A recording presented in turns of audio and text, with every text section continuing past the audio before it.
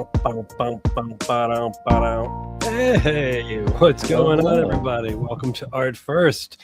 What's up, Bryan? Happy New Year. Welcome back to the show this year. I know. It's been, I guess, a month since our last show, and quite a bit's happened. I mean, there's a new year. Yep. Everybody's out in Palo Alto right now for Node, so if anybody's tuning in, I assume you are not there, so thanks for tuning in. And it's been fun. Lots of cool things happening. I got a little FOMO for that one because it looks like it's going to be a lot of fun, and I'm really just excited about the concept of a gallery that is, I believe it's nonprofit funded, and this way hopefully it can stick around for a long time. All the different venues and areas that it has, throughout, and spaces for artists to come and show their work. I don't know. I get excited about stuff like that when you can bridge that gap with like digital and IRL stuff. Yeah, for sure. That's gonna be fun. And speaking of patrons of residencies and stuff, I'm excited for our guest today. Yeah, we have two guests actually. We've got two guests who have been working their butts off for like 2 years now, and on a project, and that's not typical also in this space. There's a lot of like quick, not just flips, but like projects come and go, and like somebody, outside of like, I think of like Good Vibes, who worked on their project for like 4 years. There's not too many people doing stuff like this, but that's why this is extra special. And I'm excited to talk all about it today, as we welcome Max Pretends and Jeff Feldman to the show. Welcome to the show, gentlemen. Hello. We've got it. Here we go. Not the sound effect. I love it. Too good. Guys, thanks for having us. Absolutely. Welcome, guys. And I know, we're going to talk all about it, but just high level, I know that, Max, aside, like Bryan said, aside from being a patron of the arts, you're an artist yourself, a writer, creator, storyteller, and you're teaming up with Jeff to do music and create a musical. The first Nouns musical that was voted in from the Nouns DAO, if I'm not mistaken, right? Yes, exactly. Yeah. We spent a solid 9 months trying to get this proposal passed, 9-10 months, and it was worth it. It was amazing. I mean, so far to be able to bridge Web 2 and Web 3 in a way that we love is incredible. That's awesome. I'm gonna just put a still up here because so I've seen some of the production stills, and I know you guys will. I have to preface this art. Anything that we're gonna see that's art wise is done. And one and two, I was gonna say, is made by Katia Lancheva, who is just an incredible artist that lives in Crimea, and just incredible and in the space, and so everything you're gonna see is from her. And also, I will say everything you're going to see, we're still working on it. So, subject to change, but the vibe is there and the whole big picture is there, Yeah. It's fantastic. It's mood boards, as you say, But it's extremely ambitious. And I think a lot of people, when you first look at this, you assume it's going to look like Nouns. And what you're kind of building out is this entire world kind of anchored within the ethos of Nouns and some of the imagery, but it feels totally different from like what people think of when they think of Nouns. Yeah, I think the hardest part was our biggest challenge still today is to kind of be able to turn an NFT project into something that has an actual story. And so we spent the better part of 9 months, because we realized that the story that we originally had didn't really work. And so, especially with the characters, so we spent the better part of 9 months writing the 100 years kind of before the musical even started, so that we had an idea of what the fuck we were doing. And and now it's so much easier, because now that we've written all of that, now we actually go back to the script and it just flows, So I think it was super important. It's obviously hard to understand what it is yet, but it'll kind of make sense as we go. Yeah, well, I think, our show talks a lot about process, and what you did here, you're kind of tapping into it, which is building this world, the world building, kind of building a metaverse around all these characters and the history and all that. Was that where you started, or did you start thinking about music first because of your backgrounds? No, it was actually through Ben. Yeah, it was through Ben. I think, you know, the initial spark. Yeah. The initial spark came through him. Yeah, he's one of the co-founders of Nouns, and he was the one that tweeted.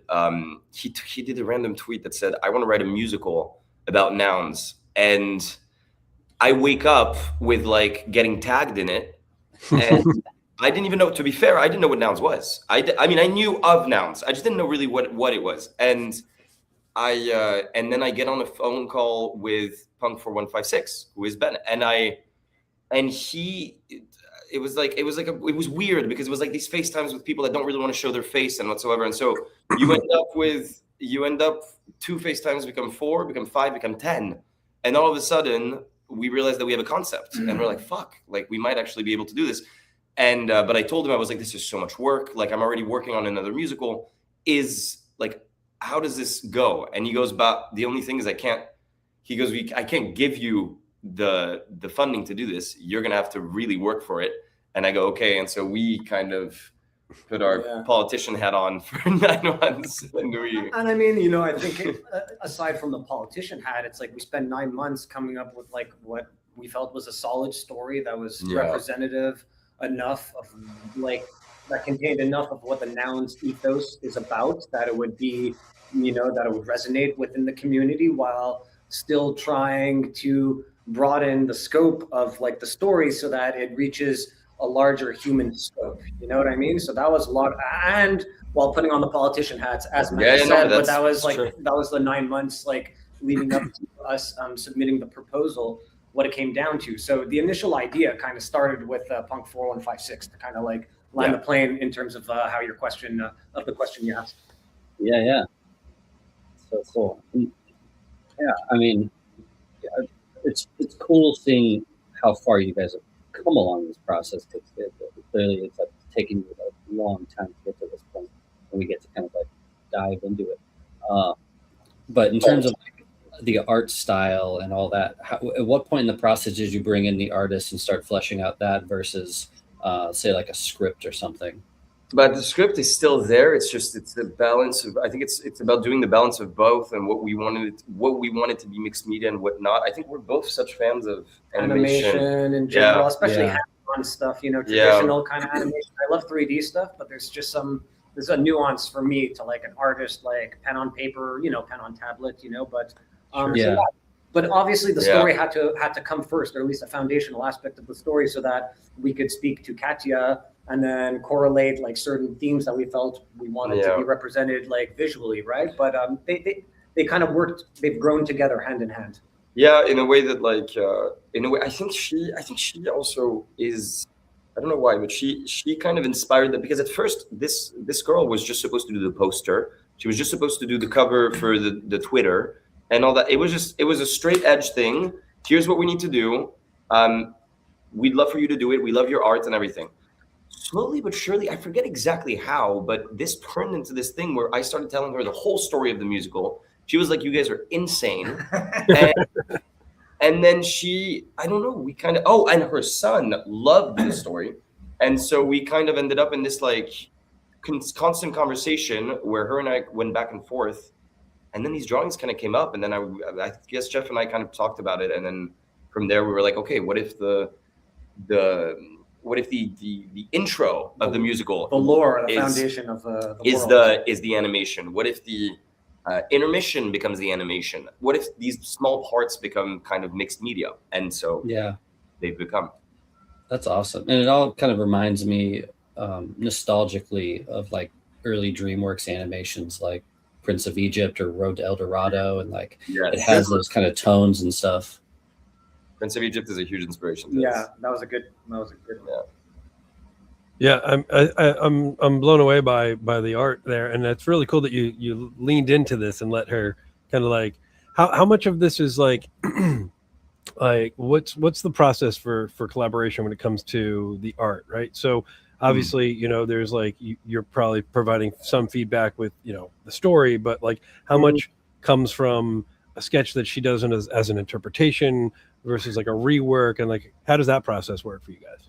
I think she hates me now. There's it's a mix of being super OCD and a mix of being of letting the brain do its thing. It's I think I obviously originally start with the framework, and I'm like, okay, so we need to have this, da da da, and then she asks me like a shit ton of questions, and then I answer everything, and then she gives me like an option that's just a basic sketch, and then from there we'll go, okay, no, we need that done, blah blah blah, slowly but surely. But the good thing is that like just like Jeff, when it comes to writing, she is she's also like a part of our brain, so it's kind of like easy. She understands everything that we're going for. Yeah, so we're all on the we're all like emotionally and I think like kind of energetically like on the same page with like the world at this point. You know, like especially after having worked together for like over a year now on it. Like she definitely, I mean she's like a huge part of building out, you know, emotionally and obviously visually. Like right now, giving people a sense of just the feel for it. So I think right now it's like, you know, it's a good balance between understanding where the story is and understanding one another. So I think it happens pretty smoothly, you know, and she's amazing, you know, everything she gives is good. It's just a matter of like, you know, a nudge here or there, you know? Sure. Exactly. So. Sure. Yeah. And there's so much atmosphere in these as well. You said that, you know, part of this is, I don't know if you said it now, but like part of this is going to be live action, and the animation is going to be used to tell bigger parts of, you know, things that would maybe be harder to do in live action, that our animation lends itself to. Like, what have you started going down that rabbit hole of casting, or are you like it's way too soon, or do you have? I know I saw photos of people that you were thinking for roles, but how does that work? Stresses me out. Okay, we're not there yet. You know, obviously we're thinking about it. We're talking about it, you know. It's kind of this organism that is like fluid, right? It's in motion. So as we're writing, we're still, of course, thinking about costumes, and there are talks going on in regards to the costumes, and there are sketches that are going back and forth, you know. So everything is in motion, but we're not like at the point for casting yet. Again, we have ideas of what we'd like. But, you know, again, anything's subject to change. When you start casting, you might see someone, you're like, damn, that person's incredible. I didn't picture this, but what if? So we'll see. We're not there yet. Yeah. Stressed out. That's cool. I mean, the thing is that we have such a short timeline to do all of this, to be completely honest. Like, look, musicals usually, so I mean, there's no basis for it, but like they usually take what, 4 to 7 years, 4 to 5, 6, 7 years, like to actually like put together from original concept to actual production. Okay. We have 2.5 years to put this one to like actually on stage. So we kind of are doing a lot of things at the exact same time. Like the costumes, like he was saying, like all of this is while we're writing. Like we're on draft 8 now. So we're on draft 8, and as we're on draft 8, we're finalizing like some of the parts of the costumes. We're making sure that the director's on board with the overall vision. We're trying to get a producer. We're seeing if we need it or not. It's a little bit of an all. It's a living organism that is just kind of like growing. Yeah. Do you foresee like how do you see the animation integrating into the stage? Do you see it like projecting onto the curtains while stuff's moving around backstage, or like how do you foresee it? Yeah, backgrounds. Yeah, it's gonna be like cool. For now, it's like a background screen that is gonna keep animating, and then there's gonna be a little girl that narrates everything. Oh, cool. You guys see? Yeah. Oh, interesting. Well, that'd be awesome. Yeah, I mean, I guess we can kind of shift to talking about the musical side of it, because you both are musicians and writers. Like, how do you go about writing? Oh, Jeff, you come from kind of a rock background, being in a band. And I know there's been like examples like you two doing the Spider-Man musical, and like I saw like Meatloaf's Bat Out of Hell musical, and you know there's that kind of crossover. But how do you feel about like writing for a musical versus your previous writing or music? Yeah, you know, I mean, I think that it's obviously different, because when you're writing a song, from more, I guess, your perspective. When you're writing for a musical, you're writing from the character's perspective, right? And you have to. You have to move the plot forward, right? It's not about meandering or too kind of like metaphorical.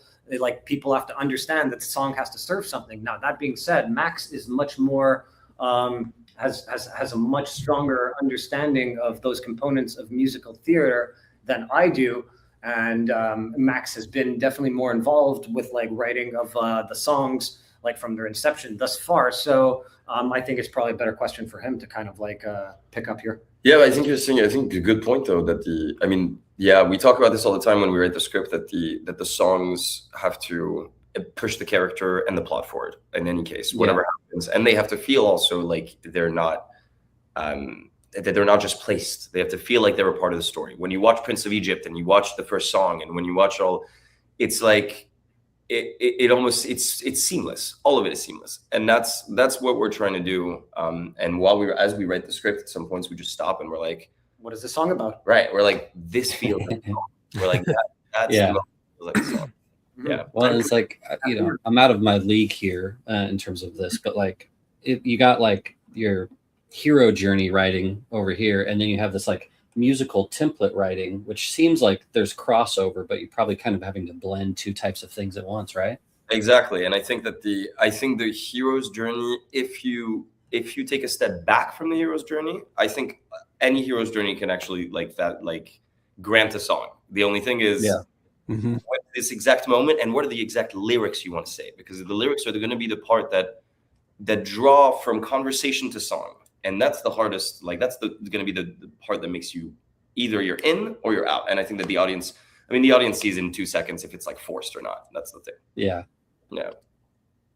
No, I mean, it's going to be really exciting, especially because it's going to be this kind of audio visual, real life stage performance.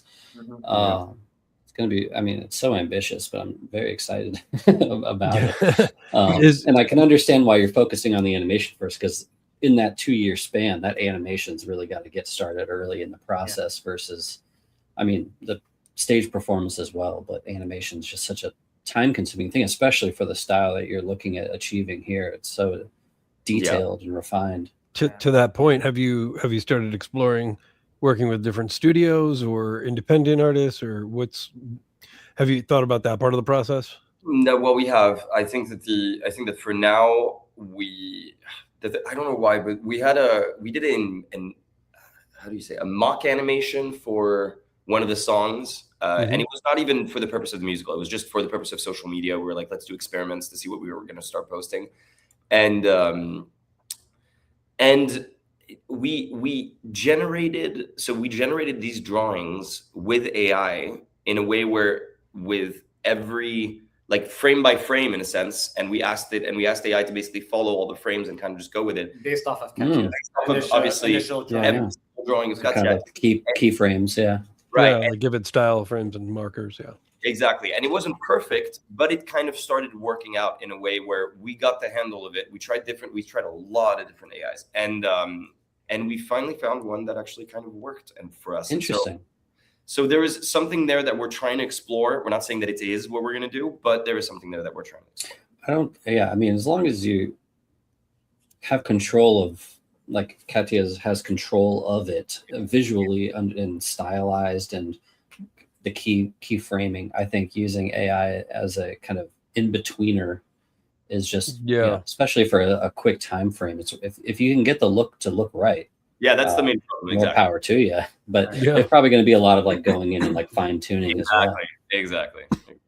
Yeah, it's a fine line, right? It's a tool used like that. It could be very, very helpful, and it's like you got to play around with things, FAFO a bit, and you got to know what you think about it. You try it, and at the end of the day, ultimately, we shall see. Yeah. I do like though that if you're doing something like that, I like that it does start with the artist who's got control, like you said, Brian, over the vision of it. If something isn't working, you can go back to them and have them. Yeah, no, I fully agree. She was so against it at first. She was like, no, we didn't. This wasn't even actually an idea. We just talked about.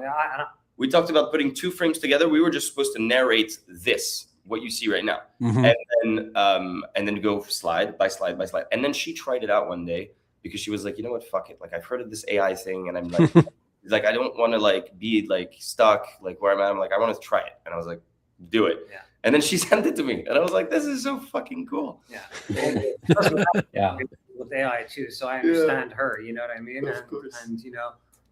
But I think for me, for what we were trying to do and for the experiment that we were doing to see for ourselves, not so much to incorporate into the musical, it kind of showed us what was possible and gave us some ideas. So, you know, but I think fundamentally it's always important, right, that it's like Katya's design and that everything is like, if it goes that way, you know, but sure. Yeah. AI is just a tool, just like any of the other programs we use. Yeah. Exactly. It's all just executing our creative ideas and visions. Yeah. This is I know we can't play it because of audio purposes, but I've heard some of the songs and they sound great. And I feel like, and yeah, I mean, it feels like it's coming together. I know it seems like you have it pretty locked in story wise, and now you're just kind of going through and building it, which is like, you know, talk about process. That's where a ton of the work is going to come together. But have you started thinking, like you said, you were talking about costumes and that kind of stage stuff. Have you done like stage design stuff yet? We're talking about it. We have to find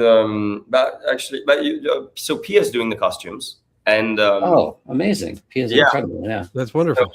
And so she's been super supportive of the project since the inception, like 2 years ago, and we were talking actually recently about the stage design. Yeah. And last week. Yeah, it was. I mean, the thing is that's probably the thing that we're not like really embedded in for now. And that'll come when the director talks more. Yeah, exactly. I think as soon as everything stage wise kind of comes to life, the more that happens, the more we're gonna like start broadening up and actually think about it. I think we're so focused on the script right now and making sure that the story's tight, the characters are tight, all of this shit works. But by virtue of like writing the script, we are thinking how is this gonna look aesthetically on stage? Absolutely. So sometimes we take a step back. Like, all right, in this scene here, blah, blah, blah. Okay, the screen is going to have this, and then we'll have X, Y, Z over here. Like, you know, we do talk about these things. Of course. But again, it's a living organism, so everything is subject to change as, you know, as it progresses. But yes, these are conversations that are always happening at any given point, you know? Sure. To just keep us honest, make sure we're not, like, leaving anything out. Given how collaborative this is with like the two of you, how much time are you physically in the same location these days? Like, are you guys, you know what I mean? Like, I feel like this is the kind of thing that we're married hours a day would benefit. Hours a day. We need to start basically doing write-offs for our taxes to see if we can get some benefits for being married. You know? Help us, you know, put more Bryan, this is our sick child. Yeah. This is the you see this mushroom creature with the red hand. Oh shit! Sorry. That's our brain right there. So we're spending. I mean, the things I'm traveling a lot, so I'm the weakling in the situation where I have to make sure that I can make the sessions that we can do. We've Zoom, if you know. Yeah, or calls and exactly. And like we just stay up at like the hours that we have to. If I'm in Paris, for example, which is where I'm from, so I spend a lot of time there. And we have a musical that we're working on there, so that's also a different headache. So we make it work. Anywhere we are, we kind of make it work. Even if we have to stay up till like 3 a.m., we just make sure we get in that like 3-4 hour session that we have to. Sure. Sometimes it's like 6-7 hours, depends on like. My God, one time I was walking in Paris, fucking. Oh God. I thought I was going to lose my mind. I had to charge my phone like 50 times in different bars. I was like, no. I was losing my mind. I'm like, how the fuck is this guy doing this? It sounds like the World Cup or something is going on. Oh yeah, because it was summer. That's right. Oh, was it the Olympics? It was something. It was the Olympics. Yeah. Oh, that was so funny. But you know, like even for example, like when we're in LA, we get together. You know, if we're not, we do it via FaceTime. You know what I mean? Last year we went to Mexico and we worked in Mexico for a couple of weeks. That was great. That was really. We just kind of went there, hung out, ate great food, and then that was awesome. And then every day we sit down, block like a good 7 hours probably, with some meals interspersed in between there. Take a break because you need your brain to like take a break. But we needed a break from LA also. 7-8 hours, and we were just every day, man, just there working, and then at night we go out, see what there is to see, and then come back the next day and work again. So it's been for the most part, you know, like every day, you know, barring, you know, some little breaks to kind of like just reset, you know. But yeah, we're always doing it, man. Like we We love each other. Luckily, we get along well. At least, Thank God. Probably tired of me, but hey. but you know, that's how these things go, right? Like you know, you're gonna be together until the very minute then this thing wraps, and then you'll take a little sabbatical and come back. And this is amazing, guys. I'm looking at this right here. This caught my eye, right? And so this is not a language that I'm familiar with, and obviously it's totally fine if it's just nothing. But the other thought that I had is like, how much, because you know, the responsibility here of building out a world based on a project that didn't really have a world, anything like this, and you're kind of like, you know, creating lore for this brand, for the whole universe of this stuff, of what could be. You know, like what are the levels to that? Like, are you making a language, you know, seeing stuff like this? Are you guys more of, you know, just like building a bigger world? Like, I know the story, like you talked about how you had to come up with the story of who these people were before you could start doing, you know, an actual story for the musical. Like, world building, like, can you just touch a little bit more about that? Well, I think, you know, there's a lot that goes into this. So the story takes place over 100-year span, and the actual part on stage that the audience is going to be privy to is basically, you know, the last on the 100th year, you know, and it more concretely kind of deals with a 15-year time span, because Isabel, the main character, is 15 years old.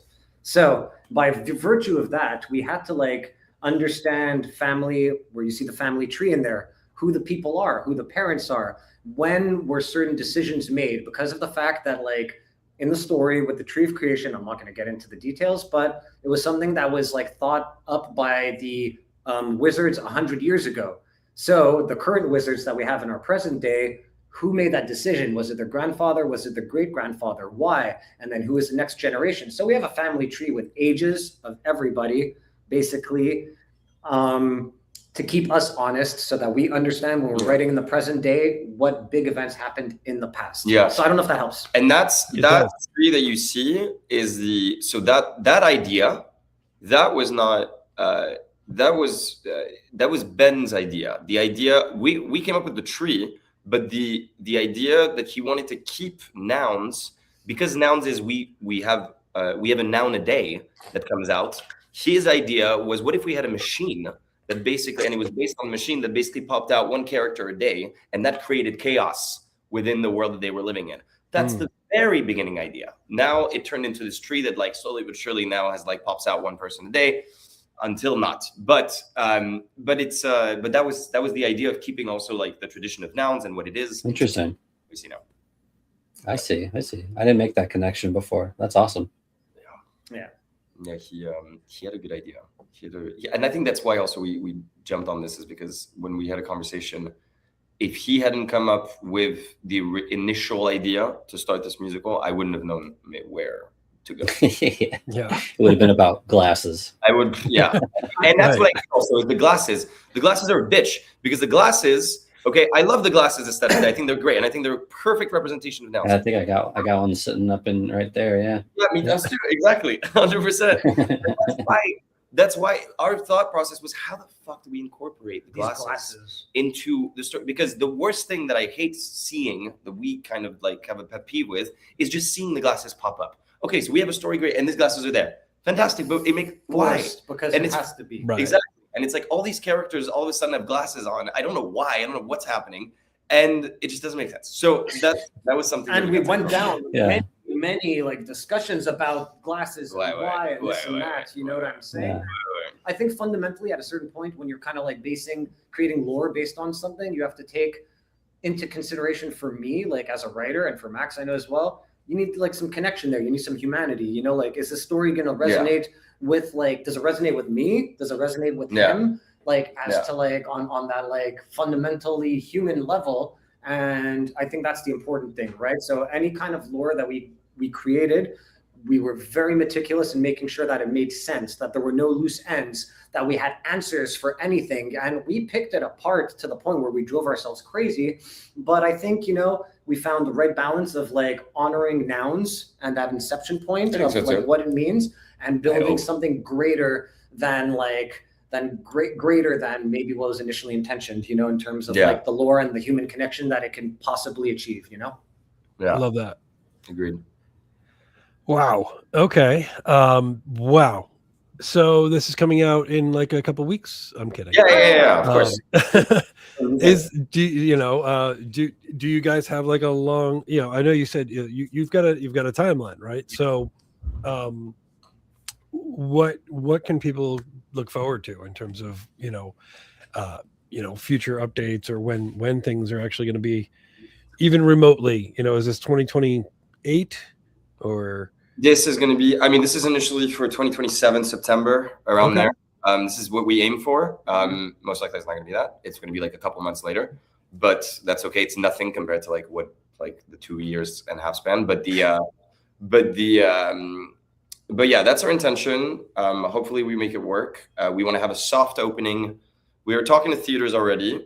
We want to have a soft opening in San Diego for only for Web3 and for the community. And I want to know, I want to get feedback. I want to see what's going on. I want to see how people feel about Nouns, the story, all of that. And then from there, we'll take notes and we'll work. And then we want to have the actual opening in New York off Broadway at the La Mama Theater, which we've talked to already, which is a really great theater. It's a theater house and it has 4 different theaters in it, but there is one that has a perfect staple with the screen behind it. That would be awesome. Yeah. Wow. Nice. Well, congratulations, you guys. This is, like I said, most people in the space, it's the attention spans are not there, and the funding isn't there, and the time just doesn't allow it to sit and simmer, and that time to actually just figure out what something's going to be. So congratulations on being able to do that and to do it so well. Thank you, man. Thanks, Thank you. Oh, we'll see if we do it well, but thank you. I mean, we're working really hard on it. At the end of the day, we're pretending amazingly. Hey, you might think it's shit, but trust me, we worked our asses off.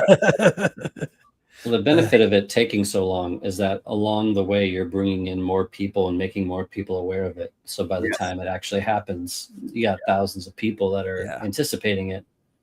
Yeah, and that's also our fucking Achilles heel right now. Is we have to. Well, Achilles heel, not really, but we're figuring it out as we go, how to incorporate the social media and how to do all of that and all the ideas to. And I think, we put together. And I think we're definitely sensitive, and aware of the fact that we want to keep people like up to date with what's going on, of course, but also at a point in time where we feel like this makes sense now for an update. It's not just for the necessity of doing them. It's like doing it when there's like a substantial amount of things that you can sink your teeth into that is going to show growth from the last time. Because technically there's an update like every 3 months. We technically have to do it for now. Yeah, you don't have to do heavy promotion until like 6 months before it's ready or something like that. Exactly. But we have to do an update for the Nouns community. And every 3-4 months. And sometimes we look at each other like, what are we supposed to do? The script? People talking.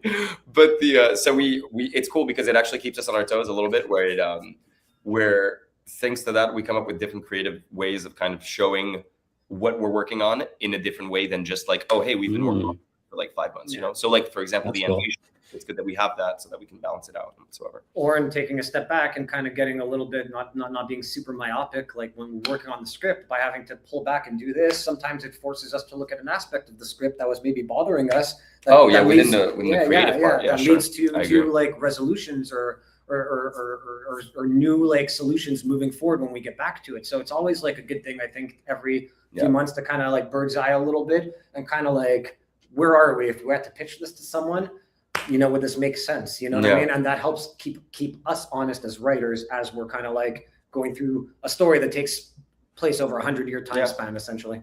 Absolutely. Yeah, that's awesome. That is awesome. All right. Well, speaking of larger communities and other bringing in other people, we have another part of the show where we do kind of a show and tell and talk about other people's art. I can't speak. It's a Friday. I'm done. My brain's just mush. But you guys want to do a little show and tell? Let's do it. Yes, Let's run it. Here we go.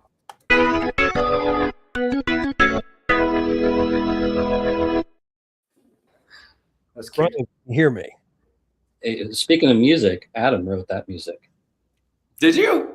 Did. Let's fucking go. I don't like to admit it because I'm not. We were like, this is so cute. Yeah, I try, guys. I appreciate it. Thank you.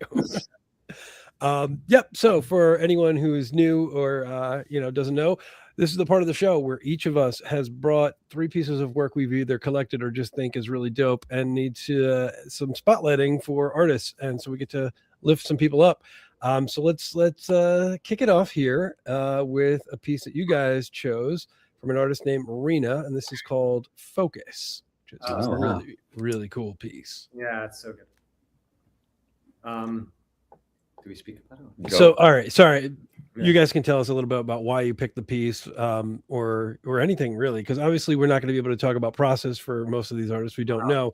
I do believe that she's a photographer, and I've seen, I've followed her for a while now and seen her work. But yeah, if you guys want to just kind of shout it out, I just think her style is very unique and very intentional, and I love the starkness between the black and white and obviously the forced perspective. This piece, particularly like the depth of this whole other world, in that black space, but then just the leg coming out, kind of breaking the fourth wall in a weird way, with the framing, and it's just so aesthetically clean, and the framing and the whites and blacks and grays that I just love it, man. I just see her work and that perspective, and I don't see anyone else really kind of doing anything like this. Sure. So it's very fresh to me. Yeah, it's really cool. It took me a second to realize it was a leg. I was like, what is that? Coming out of it. Awesome. And then you see the other shoe kind of peeking out at the top too. Mm-hmm. It's a bit like that Berlin energy, in this like edgy kind of but softer way, that grimy like Berlin, and going into these fucking weird underground clubs and all that grittiness, but a soft touch, with a little bit of sunshine. I mean, it looks like it could be like a charcoal drawing. It's really, really cool. Very fashion as well. Mm-hmm. Even just the where her leg hits the white, you know what I mean? Where her pant leg, it's understanding concepts of lighting as well. You know what I mean? And the retouching, really just great work, man. Awesome. It's very cool. Yeah. All right. I'm gonna move on to a piece that Brian, you picked up here. I've already forgotten what I picked. So that's okay. I surprised myself. I try to block out what I pick, so it's all fresh. All right, this piece here, Digital Attestation, DAT by Kaitza. So shout out to Kaitza. I mean, me and him go way back. He curated me on my first Nifty Gateway drop back in 2020. He was an early crypto artist who took a kind of a break and spent a lot of time curating artists for platforms like Nifty Gateway over the years. And he kind of came back this year, getting back into his art. And he created this project called Digital Attestations. And each one is a Polaroid that has a quote and some stickers that are kind of traits that relate to the quote. But all the quotes are, I don't know if you could actually go in and look, but if you go to the metadata, so if you scroll down, go to about, blockchain details, click on the number, the token ID, that one, you can see they're actually all tied to a tweet. So this is actually based on a tweet that Anne Laremy, curated for Super Rare, made. You can see at the very end there's like a tweet. And so each of these are actually like secret references to tweets that he found that he thought kind of talked about the space in interesting ways. So her original tweet was this. Oh, it's about a Mendez piece. Oh, yeah. Oh, I love the idea though. Okay, that's awesome. That's very cypherpunk. I love it. And so each of these are these like Polaroid snapshots of him going, okay, this is like representative of crypto art or the space or whatever. And so it's a really cool collection. He was gracious enough to give away a bunch of mints to my Breakworks holders and other people over the past year, and minted out in the past like week or two. But it's just a fun collection to go through and look into because it's just kind of like a historical artifact, ephemera of the space in a fun way. It's awesome. It also gives me a little bit of sense of his personality, even though I don't know him. It's kind of cool. No, it's really cool. Yeah, especially that you can go back in through the metadata and go and find things like that. Yeah, that's very like deep. It's cool, and it's kind of it's very cypherpunk. Just makes me feel, It makes me feel very OG and kind of purist. Like whereas I feel like so much in the space is like detached from that like ethos, which I connect to. So this is super cool. I like that a lot. Yeah, it really uses the technology. Yeah, very cool, man. All right, I was going to throw it on there, Brian. I got one of his this little black figurine there. That's one of Ikait's vinyl figures of his Muga characters. Nice. I can barely see the character, but it looks very cool. Yeah, the whole wall is buried in there. SpongeBob that I can see from here. That's just a snippet of the Brinkman museum. Trust me. A lot of like collectibles and stuff like that. What's that? Do you have a lot of collectibles? I'm assuming. I mean, these are almost all Web3 collectibles. So like die with the most likes and different things I've collected from artists in the space. So it's growing. I feel like the amount of physical things we get just keeps on growing over time. Sweet. Yeah. Very I need cool, to get man. more cool vinyl figures though. I do enjoy them. We got Process Gray's got his Grumples are coming soon. Oh yeah. The physical Grumples. I'm excited about that. I Me too. think I have one. I'm getting one of those. Yeah. That was a project me and Adam did art for that the Goblin Town people made. Oh, nice. When's it coming out? I don't know. I mean, they're close. They're close. Like he just did a run with the project itself came out, but these are like vinyl figures tied to it. Nice. Sweet. It's cool that people are actually doing physical figures though. Mm-hmm. Yeah. All right, I'm going to move on to the next piece here. This is from an artist named Mora Silentia. It's called The Bending. I went down a Tezos rabbit hole the other day, and I really just kind of fell in love with this artist's work.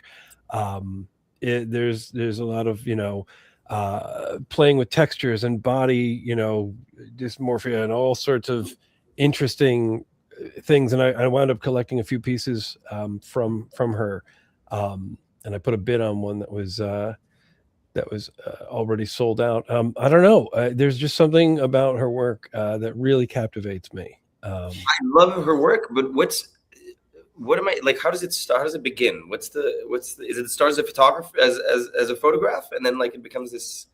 So I do think it's all AI, but I'm not sure how any of it is really done, or to what degree there's editing.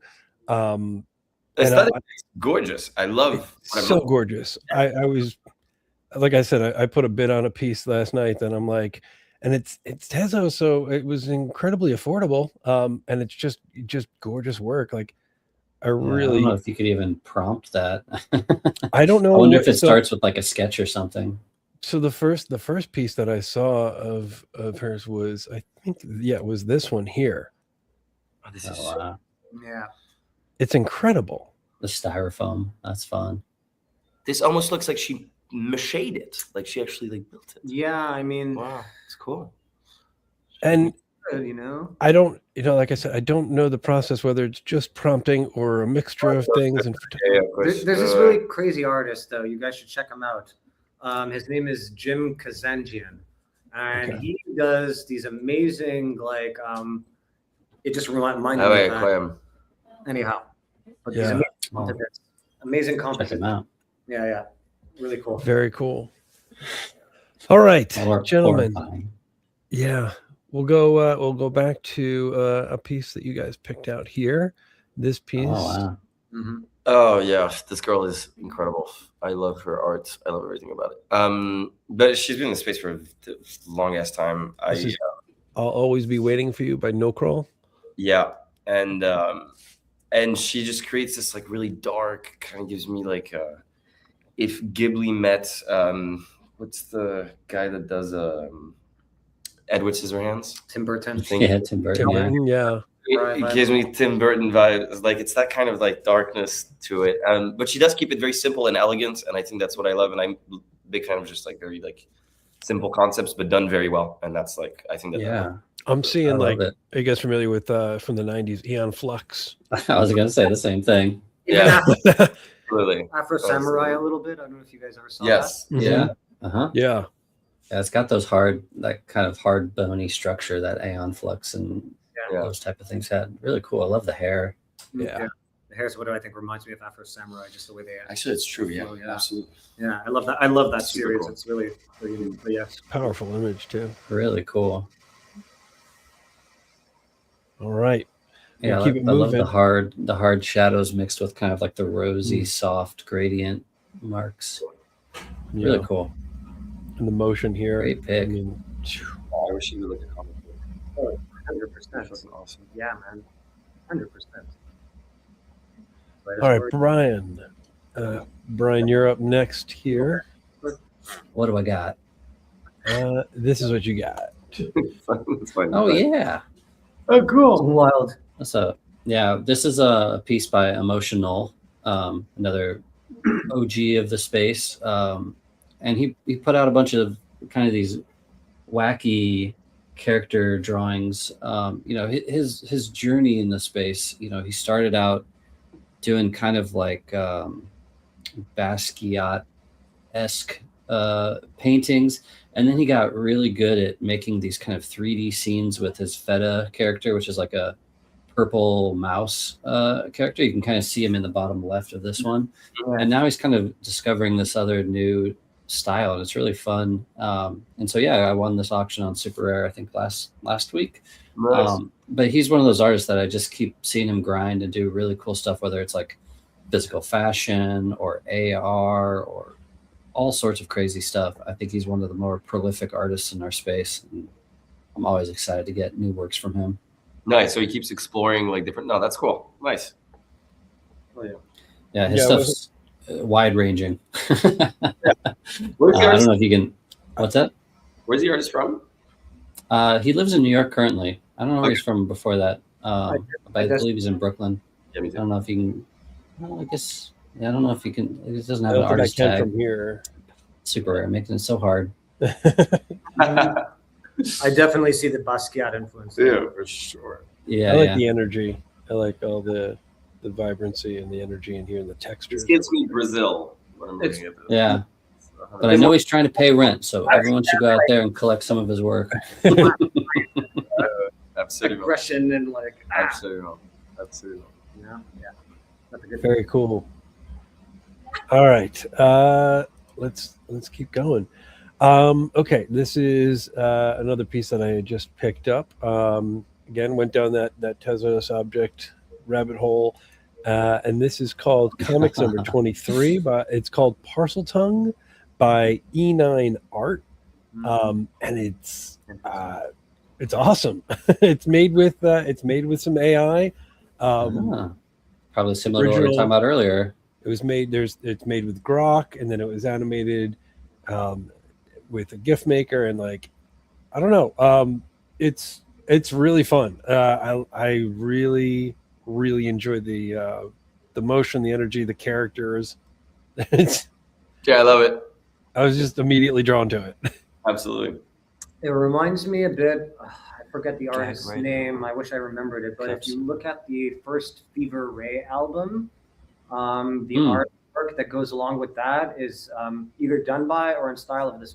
I can't believe I forget his name right now. But it kind of reminds me a little bit of that kind of art, the black and white starkness. If you look at the first Fever Ray album, yeah. Sick. Very cool.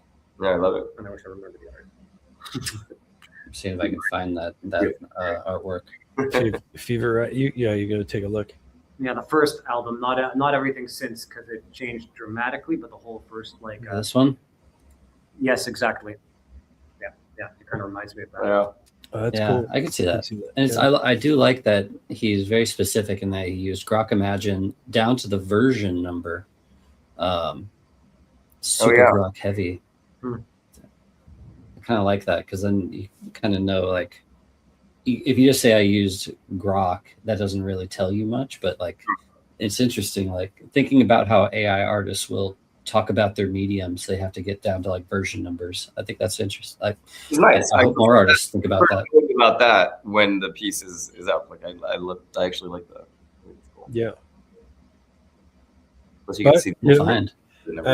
I wasn't sure immediately whether it was AI or it wasn't, but kind of. Me neither. I thought it wasn't, to be completely honest. Yeah, I thought it looks. It could be done relatively simply. Like, I mean, the concept is interesting, but like, you know, in terms of the sure. how to do it, it's not that complicated. So it could definitely be done practically. You know what I mean? Yeah.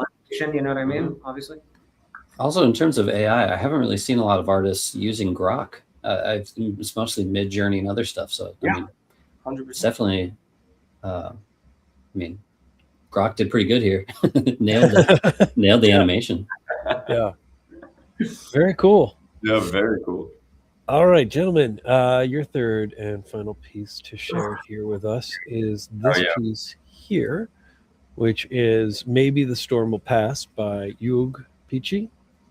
This is an Iranian artist, actually, who unfortunately we haven't heard from in the week and a half now, but she's incredible, and she's been in the space for 2 years, but she basically just does like these.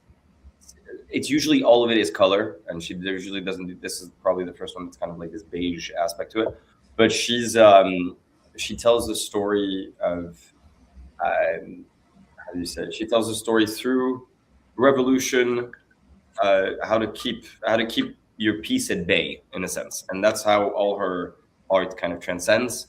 And this was one of her pieces. This is her latest piece. And she's a girl that was brought into the space thanks to a friend and me, and we and I'm just really happy that, you know, she's still drawing and that she's still she's doing everything that she can to basically just speak her message and her truth. It's beautiful. Awesome. Yeah, that's really great. Yeah, I like that. Yeah.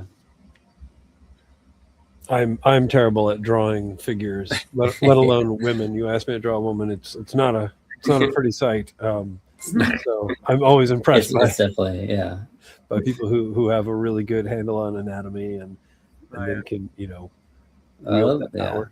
It's really I like great. the subtleness of the light shining on the top right of the head. Really, even though there's no like sun there, it really casts a light that's very powerful with just a few strokes. It's really cool. It's a very vibrant, like monochrome kind of piece, you know? Yeah. It's gorgeous. Awesome. I keep forgetting to throw this on there, Brian. Where is it? I don't even know. I can't find it. Oh, there it is. Oh no. Oh, good stuff. It's good stuff. Hilarious. I love that. That's so good. Brian, there's two more left here. One for you, one for me. Here you go, sir. This piece right here, which at first glance I thought you collaborated on, but I don't think you did. That's what I was going to say. But it was definitely made for you. If not, it's a good thing it went up your wallet. So this piece is by the artist Dustin Yellen, who's mostly known for his physical works that are these like glass panes of three-dimensional cutout papers. This was his sketch for the piece that he made for Nouns, which is why I picked it. He did a drop with Nouns where if you collected, it was like a version of this that had all these Nouns characters in it. And if you collected all of the pieces to make the full image, you got this digital and physical study he made. And so it's called Study for Person, Place, or Thing. And I mean, I'm a huge Dustin Yellen fan, and I thought the collaboration he did with Nouns was really cool. It was like kind of his entry into the NFT space to a degree. He's done a couple physical / NFT collaboration or combo things in the past, but I just thought, you know, it's a really fun piece, and it ties into the Nouns, which, you know, it's really cool to see how different artists. I feel like over the years I've collected quite a few different Nouns collaboration works. I think our Everfresh did one that we collected. Ika Almez did a great one. And I'm shout out to the DAO and the projects, because they always bring in really talented people like our guest today. Is he the artist who pioneered that technique with putting the panes of glass? Yeah, I think so. Yeah, if you Oh. Google him real quick, you can see some of his work. Oh, there you go. Yeah, no, they're phenomenal pieces. I've seen them over the years. Like, I've seen this as well. Just it's really cool. This is lovely. Incredible. This is for my soul. Oh my god, I love it. Yeah, it's so insane. Yeah, so good. Panes of glass. That is like just that is really cool. It's like a shadow box, but this like super. I don't know. Yeah, super cool. Yeah. Archaeological like, layered shadow box. Oops. Yeah. Yeah. So this piece doesn't give it nearly as much. I don't know if you look up person, place, or thing, maybe you can find the Nouns version, but he built one that had all these little Nouns characters within the panes. This was a conservation aspect to it, because I thought that everything behind it was plastic, and I thought, because I can't see exactly what it is, but I thought that, and then I saw the ocean and everything, and I thought it looks. That's a good. Oh wow! Fuck! That's fucking awesome. See, dude, and that's my shit. I love that physical. Look at that. We got like. Yeah. Oh, yeah, there you go. There's got all the little Nouns guys in it. Oh, this is so cute. Very cute.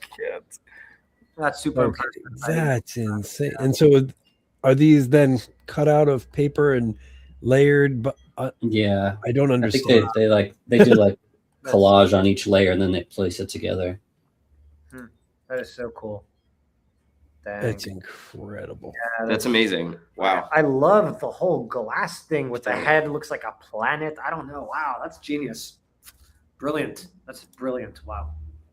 Okay, that is Alex Gray, Chapel of Sacred Mirrors. In a way. I don't know if you know Alex Gray at all. Yeah. Oh yeah. And you know Chapel of Sacred Mirrors, but it kind of psychedelic, detailed for days. My God. Oh my God, yes. That is absolutely good stuff, Bryan. Absolutely. 2 thumbs up. No question. 100. All right, we've got one more piece here that we'll show here. This is a piece I collected. It was a free mint, and you didn't know what you were going to get, and it was. I think I collected this. Yeah, I did collect this also. I think Bookie Doo is the artist. This is Basic Lines. I happen to get number 100, and I think I got 99. I got 2 of them, and I just thought this was just super fun. It was a really fun mint. It was like really cool collection. I was excited that there's a lot of variety in the collection. Let's see if I can scroll to it. Basic Lines. I remember this. This was so cool. Yeah, it was right. It was right around like the holidays, like the end of the year. Yeah. What is I love this? Look at that. Oh, I like that one. I like that the shapes. Do you know what the medium is in this? It's generative. Generative art. I don't know how. P5JS. Probably P5. Yeah. That's cool. That is so cool. But like you can have in a collection something like this and then something just like singular like that, you know? Yeah. Yeah. Man, that reminds me of like, you ever use those old Apple machines with the turtle where you can type in the formula and it does. Oh wow. Yeah. Oh yeah. But yeah, no, just so much fun. Such a fun and so much variety, such a fun mint. I actually minted this with those my like kid. Circles that you put the pin in and you move it around. Yeah, spirograph. Spirograph. I minted this with my kid. Like he was like, "Oh, what are you doing?" I was like, "Actually, come take a look." And like we would do like these little generations and that's sweet. That's awesome. Very cool. Yeah, I love that. All right, gentlemen. This has been a lot of fun, guys. Thank you, guys.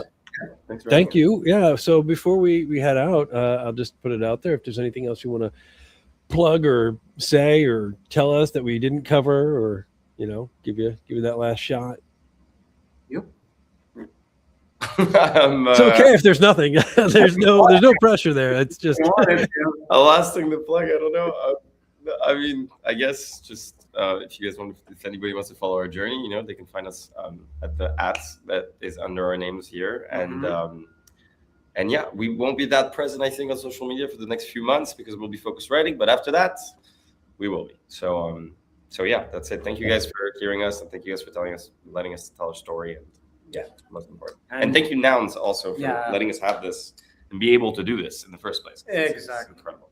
And that's what I was going to say. Thank you to the Nouns community, you know, for having patience. You know, we are doing it and we're going to do it when it's happening, but it's a fun journey. And I mean, in terms of plugging, follow the journey, man, and keep up with things because it's going to be fun at the very least. And we appreciate everyone. We appreciate you guys. I appreciate you, Max. And thank you for having us. Amazing. We appreciate you guys too. Yes, is mutual. And thank you. We also appreciate everybody who came to check out this show, this episode. And we'll put all that stuff that we just looked at. We'll link it up in our Art First Twitter account. So everybody can go give a follow to these guys, to everybody who we just talked about. And until then, we will see you all in the next one. And we hope you have a great day. All right. Take care, guys. Take care. Thanks, guys. Yep.